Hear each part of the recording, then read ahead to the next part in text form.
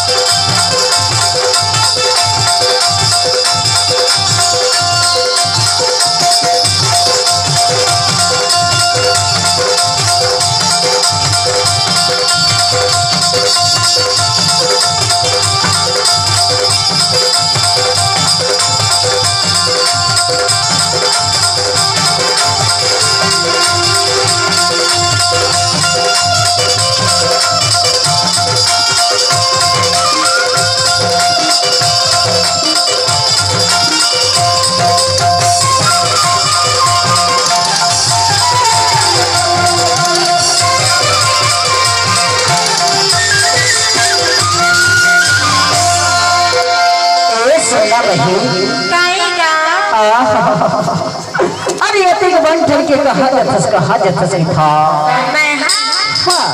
मैं तो बाजार जाऊंगा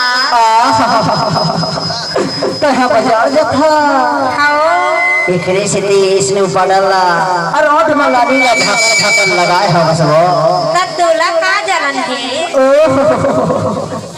तो लगा जलन है कि था अरे आखिर मामा भागर इसने पड़ला लगाए कि गली में रेत बिना हाँ ते किसने के कति को दीवाना बाबू मन है वो तला देख के एकदम झकास हो गई था ऐसे वो करे से की तरह की था काहे